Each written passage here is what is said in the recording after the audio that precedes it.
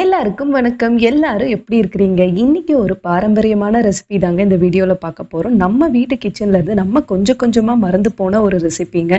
முருங்கைக்கீரைய வச்சு ஒரு குழம்பு தாங்க பார்க்க போறோம். யூசுவலா நம்ம முருங்கைக்கீரைனாலே முருங்கைக்கீரை சாம்பார், முருங்கைக்கீரை அடை, இல்லன்னா முருங்கைக்கீரை கூட்டு, பொரியல்னு பண்ணி சாப்பிடுவோம். ஆனா இந்த குழம்பு வந்து ரொம்ப பழமையான ரெசிபிங்க. நம்மளோட பாட்டி, தாத்தா காலத்துலலாம் வந்து நம்ம வீட்ல அடிக்கடி பண்ண ஒரு ரெசிபி. அத தான் நம்ம இப்ப பார்க்க போறோம். இதுக்கு வந்து நம்ம அரைக்கிறதுக்கு வந்து 7லேருந்து 8 காஞ்ச மிளகா விதை எடுத்தது, 1/2 மூடி தேங்காய் பொடி பொடியா நறுக்கி வச்சிருக்கேன். 1 டேபிள் ஸ்பூன் வந்து சீரகம் எடுத்துக்கோங்க. 1 டேபிள் ஸ்பூன் வந்து மிளகு. இது 4த்தையும் வந்து மிக்ஸர் ஜார்ல மையா அரைச்சு எடுத்துக்கணுங்க, கொஞ்சமா தண்ணி ஊத்தி. இப்போ இந்த குழம்புக்கு திக்னஸ் குடுக்கறதுக்கு ஒரு பொடி வறுத்து அரைச்சுக்கணுங்க. பாசிப்பருப்பு 1 டேபிள் ஸ்பூன், 1 டேபிள் ஸ்பூன் பச்சரிசி.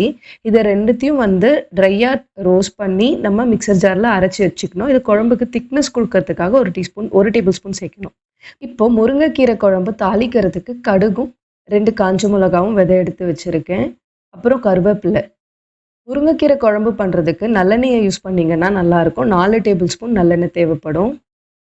இதுக்கு சின்ன வெங்காயம் 15லேருந்து 20 சின்ன வெங்காயம் தோல் உரிச்சு வெட்டி வச்சிருக்கேன். சின்ன வெங்காயம் தான் இதுக்கு பயன்படுத்தணும். 10 பல்லு பூண்டு. பெரிய பூண்டா இருந்தா 10 பல்லு, சின்னதா இருந்தா ஒரு 20 பல்லு பூண்டு பொடியா நறுக்கி வச்சுக்கோங்க. 1/4 டீஸ்பூன் மஞ்சள் பொடி தேவைப்படும். ஒரு குட்டி லெமன் சைஸ் புளிய கரைச்சி வச்சிருக்கேன். அதுக்கப்புறமா ஒரு கட்டு முருங்கைக்கீரைய நல்லா க்ளீன் பண்ணி கழுவி வச்சிருக்கேங்க. இது கூடவே வந்து 1/2 கப் துவரம் பருப்ப கழுவி ஒரு 1/2 மணி நேரம் போல ஊற வச்சு அதுக்கப்புறமா குக் பண்ணி எடுத்துக்கோங்க. இது ஒரு 1/2 கப் துவரம் பருப்பு இருக்கும். இது ஒரு 1/2 மணி நேரமா ஊறிட்டுருக்கு. இப்போ இத வந்து நம்ம ஒரு 5, 6 விசில் வச்சு எடுத்துக்கணுங்க. இதுதான் வந்து இந்த முருங்கைக்கீரை குழம்பு பண்ணுறதுக்கு தேவையான பொருட்கள். இது கூடவே கொஞ்சம் பெருங்காயமும் சேர்த்துக்கணும் குழம்பு பண்ணுறப்போ.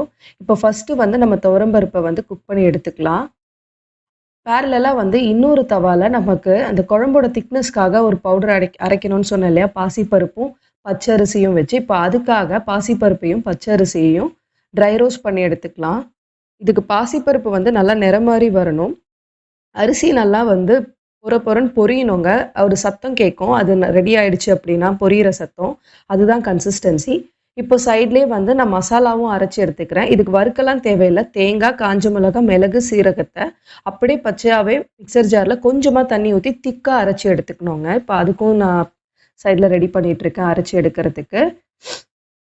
இது 3மே நம்ம ரெடியா வச்சுக்கிட்டோம்னா அடுத்து குழம்பு வந்து செய்ய ஸ்டார்ட் பண்ணிடலாங்க.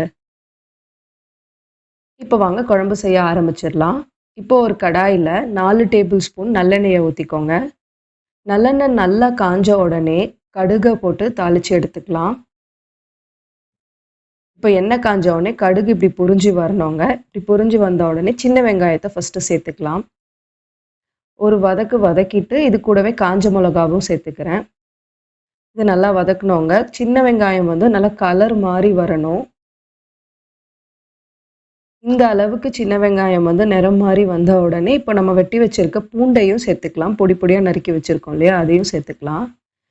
இந்த ரெசிபிக்கு வந்து நம்ம நல்லா வதக்கிட்டு தாங்க இன்னொரு இன்கிரீடியன்ட் சேர்க்கணும். அதில் தான் வந்து டேஸ்ட்டே வரும். ஒரு இன்கிரீடியன்ஸும் நல்லா வந்து நல்லெண்ணெயில வதக்கி எடுத்துக்கணும். இப்போ பூண்டை வந்து வதக்கின உடனே அதுக்கப்புறம் தான் கருவேப்பிலையை சேர்க்கணும்.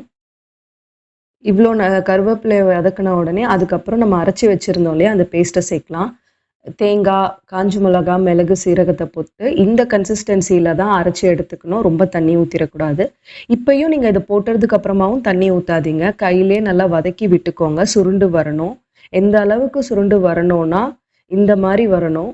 ட்ரையாக ஆகணும். அதில் இருக்க தண்ணி எல்லாமே உறிஞ்சி இந்த அளவுக்கு சுருண்டு வந்தோடனே அதோட பச்சை வாசனையும் போயிருக்கும். இப்போ நீங்கள் உப்பு சேர்த்துக்கோங்க. ஈரமாக இருக்கும்போது உப்பு சேர்க்காதீங்க. தண்ணி இருக்கும்போது நல்லா வதக்கி எடுத்த உடனே தான் இப்போ இந்த டிஷ்க்கு தேவையான உப்பை சேர்த்துட்டு ஒரு கிளறி விட்டுட்டு இதுக்கப்புறமா வந்து புளி தண்ணி கரைச்சி வச்சுருக்கோம் இல்லையா? அதையும் சேர்த்துக்கோங்க. புளியில் இருக்க அந்த அழுக்கெல்லாம் வடிகட்டி எடுத்துட்டு சேருங்க. இல்லைனா வந்து மண்ணாக இருக்கும் சாப்பிடும்போது. இப்போ இந்த புளி தண்ணி நல்லா கொதிச்சு வரணும். புளியோட பச்சை வாசனை போகணும்.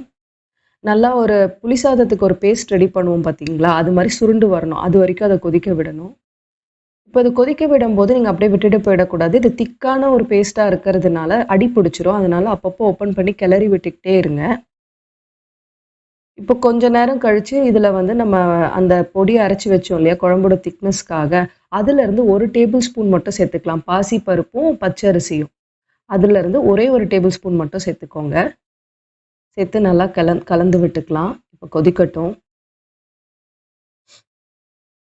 இது நல்லா சுருண்டு வரணுங்க. இந்த மாதிரி கன்சிஸ்டன்சியில் வரணும். இப்போ நம்ம என்ன பண்ணலான்னா, நம்ம கழுவி எடுத்து வச்சுருக்கோம் இல்லையா முருங்கைக்கீரை, அதை இதில் சேர்த்துக்கலாம். முருங்கைக்கீரையில் வந்து நிறைய அயன் கண்டென்ட் இருக்குங்க. இருக்கிற ஃபுட்லேயே ரிச் இன் அயன் வந்து முருங்கைக்கீரை தான். ஸோ அதை நம்ம வாரத்துக்கு ஒரு வாட்டியாவது ஏதாவது ஒரு டிஷ் பண்ணி சாப்பிட்றணுங்க. இது வந்து நம்ம தண்ணி ஊற்றக்கூடாது. முருங்கைக்கீரை வந்து வேகிற வரைக்கும் இப்படி தான் கலந்து விட்டுக்கணும். இப்படி முழுசாக இருக்கிற முருங்கைக்கீரை சுருண்டு போய் இருக்குங்க. அது வரைக்கும் நம்ம வந்து கலந்து விட்டுக்கணும், தண்ணி எதுவும் ஊற்றாமல். நறுக்குன்னு இருக்கும். இப்போ இந்த ஸ்டேஜில் நல்லா வெந்த உடனே அப்படியே சாஃப்டாக இருக்கும். அது வரைக்கும் கலந்து விட்டுக்கோங்க. இது வந்து பாதி வெந்துருச்சு. இப்போ முழுசாக வெந்திருந்தா எப்படி இருக்குன்றது காமிக்கிறேன் இருங்க. இந்த அளவுக்கு வெந்து வரணுங்க முருங்கைக்கீரை. இதுக்கப்புறமா கொஞ்சம் பெருங்காயத்தூள் சேர்த்துக்கலாம். ஏன்னா துவரம்பருப்பு ஆட் பண்ணுறோம் இல்லையா, அதனால பெருங்காயத்தூள் சேர்த்துக்கிட்டா நல்லா இருக்குமா. இப்போ மஞ்சள் பொடியும் சேர்த்துக்கிறேன். நல்லா கலந்து விட்டுக்கோங்க. இப்போ சைட்லேயே ஒரு குக்கரில் வந்து துவரம்பருப்பு வேக வச்சு எடுத்து வச்சுருக்கேன் 5-6 விசில் விட்டு. இப்போ அதையும் இது கூடவே சேர்த்துக்கலாம். இது வந்து துவரம்பருப்பு குக்கானது, அதுலேயும் சேர்த்துக்கலாம். இதுலையே உங்களுக்கு தண்ணி இருந்தது அப்படின்னா ஓகே. ஆனாலும் கொஞ்சம் எக்ஸ்ட்ரா ஆட் பண்ணுற மாதிரி இருக்கும். எவ்வளோனா இந்த அளவுக்கு நான் தண்ணி ஊற்றி எக்ஸ்ட்ரா வந்து 1 கப் ஆட் பண்ணிக்கிட்டேங்க தண்ணி. இந்த குழம்புக்கு அவ்வளோ தண்ணி போதும். இப்போ இந்த பருப்பில் 1/2 கப்பு இருக்கோன்னா எக்ஸ்ட்ரா 1 கப் ஆட் பண்ணிக்கிட்டு இப்படி நல்லா கலந்து விட்டுக்கிட்டு கொஞ்சம் நேரம் கொதிக்க விடணும். உப்பெல்லாம் இந்த ஸ்டேஜ்லேயே செக் பண்ணிக்கோங்க. இவ்வளோ தண்ணி போதும் எனக்கு. ஸோ அதனால் இப்போ மூடி போட்டு ஒரு 10 நிமிஷம் வேக விட்டுடலாம். அந்த பருப்பு கீரை எல்லாம் சேர்ந்து ஒரு 10 நிமிஷம் வேகட்டும். சிம்லேயே வச்சு வேக வைங்க.